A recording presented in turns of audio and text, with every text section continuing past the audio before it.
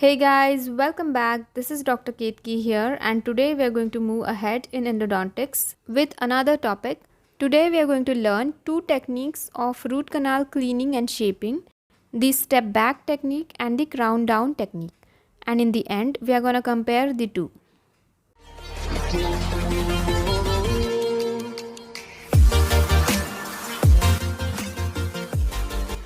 The step back technique has been there for many years. So it's the traditional technique of root canal shaping and cleaning. It's also called as telescopic technique. The reason it's called as step back is because in this technique, we first enlarge the apical third of the root canal and then the middle third and coronal third. So we are kind of stepping back, right? Okay, so first let's see where cleaning and shaping starts in the grand scheme of the endodontic treatment. So it's here right after working length determination. I have posted a video on this topic. You can check it out here. So before we begin with cleaning and shaping, we must have finished these previous steps. Okay, so this is the maxillary central incisor that we are working on. So first we insert a size 10 file to the desired working length. Suppose the working length turned out to be 22 millimeters. So we insert a size 10 file and then size 15 file with the stopper set at 22 millimeters. And we are inserting the file in reaming motion. What is reaming motion? Reaming means clockwise rotating and pushing motion. But rotating doesn't mean rotating 360 degrees like a screw. The rotation should be limited to quarter to a half turn only, and then when the file gets bound in the canal, it is disengaged with a mild pulling motion. Remember that we are not going to use filing motion at this time, which is a push and pull motion like this. We are not using this motion because if we do that, we might create a ledge in the canal. So once we remove this file from the canal, the entire canal is irrigated and all the debris and the irrigating solution is then aspirated out of the canal. Then we are going to clean the file using a cotton sponge and repeat this procedure again. Once the area of the apical foramen is clean, we can start preparation of the apical third of the canal. So now we have to enlarge the apical third using progressively larger files. We just used size 10 and 15, right? So now we are going to use size 20 and then 25. We have to enlarge the apical third at least until size 25 file is at the working length. But remember that between each size of the file, like for example, we used size 15 and we want to move on to size 20. Before we do that, we should first use a size 10 file.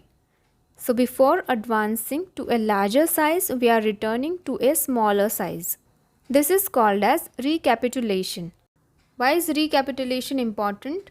It prevents packing of small dentine chips and ensures that the canal remains patent. Means it should not get blocked by the dentine debris. That's why we clean it with a smaller file before going on to a larger file. In the next step, we are going to increase the size of the file and decrease the working length. So at the apical third, we used size 25 file, right? So now we are going to use size 30 file, but we are not going to use it for the entire working length. We have to keep it 1 millimeter short of the working length. Then we are going to use size 35 file 2 mm short of the working length. Size 40 file 3 mm short of the working length, and likewise size 45 file 4 mm short of the working length. I hope you got the idea.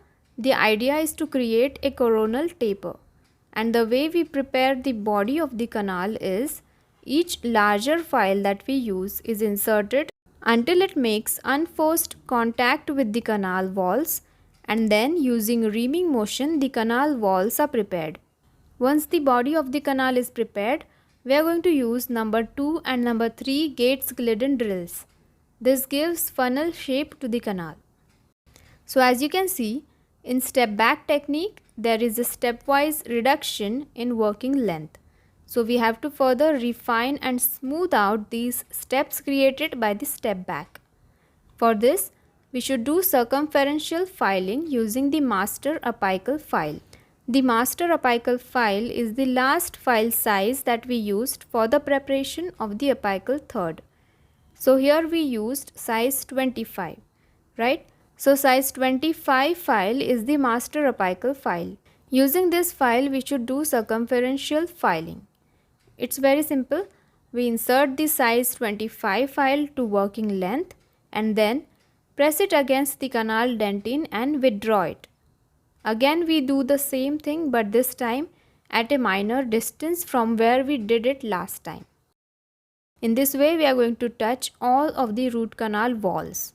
So this reduces the percentage of unprepared root canal walls. When we are doing all of this instrumentation within the canal, it's obvious that some of the dentine chips and pulp debris can block the canal. So to prevent it, we need a lot of irrigation, but we should make sure we are not forcing the irrigating solution beyond the apical foramen. The canal shaping is considered complete when the walls are smooth and clean and when the preparation has a continuous taper like this. Now let's discuss the crown down technique of root canal shaping. This technique was given by Goerig et al. The main concept of this technique is that we first prepare the coronal third of the canal and then do the apical shaping. So its sequence is exact opposite of step back preparation. Now if we have step back technique, why do we need to know this one? Well, the answer is for most rotary NITI systems, we have to use crown down technique. So this technique gained new popularity when rotary NITI instruments were first introduced. In the crown down technique, the coronal 2/3 means this portion is prepared using headstrom files of size 10, 20 and 25 to a depth of 16 to 18 millimeters or until the file binds in the canal. In the video on endodontic instruments, we have seen how the headstrom file has a good cutting efficiency because of their positive rake angle. That's why this file is used here and it's only used in filing motion like this. After this, we need to flare the coronal segment of the canal. So for this, we use Gates Glidden drills number 2 and 3 and sometimes 4.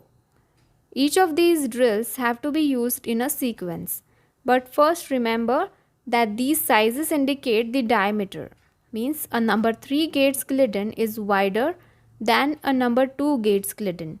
And another thing is their length. They come in 3 sizes: 28 millimeters, 32 millimeters and 38 millimeters. We have to create a flare, right? So we need to use the thinnest and longest one first. And then as we move coronally, we need to use the drills which are larger in diameter but shorter in length. This is how we will be able to create a flare, right? If we use all of them at the same depth, it will create a rectangular shape which we don't want. In the next phase, we are going to prepare the apical third, and for this we need to know the working length so that we don't accidentally go beyond the apex. So we use a size 10 or 15K file and determine the working length. Next, we are going to use size 60K file. It's placed in the canal until it binds in the canal, and the way we are going to use it is watch winding motion. Watch winding motion means the instrument moves back and forth in clockwise and counterclockwise motion and then it's retracted to remove the debris.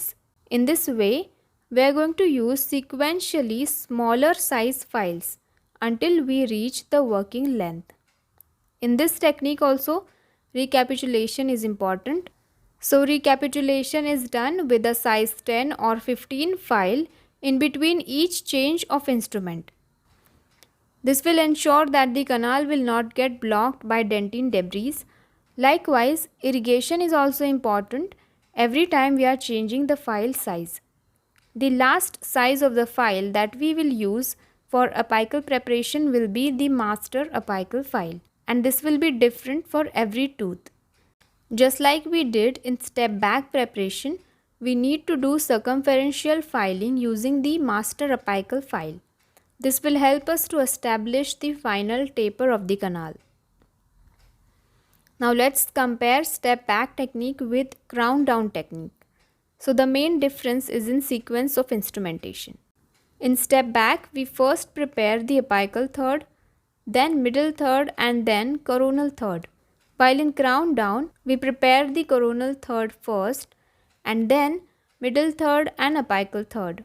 Only hand instruments are recommended when we use step back, but in crown down technique we can use both hand and rotary instruments. The advantage with step back is that we are able to prepare a proper apical stop before preparing the middle and coronal third. And with crown down technique there are several advantages. First is we are able to remove the bulk of the tissues, debris and microorganisms from the coronal and middle third before apical shaping. So this minimizes the risk of extrusion of debris beyond the apex. Also, there is less friction and stress on the instrument, which reduces the risk of instrument fracture. As the coronal third is prepared first, it gives us better access for apical preparation and better control over it. Better access also means the irrigants will be able to reach the apical preparation nicely, so there is better penetration of the irrigants. Okay, so that's it for this video. I hope your concepts got cleared, and if you're interested in watching more videos in this series, click here, and if you haven't already, subscribe using this link right here, and I'll see you very soon. Bye.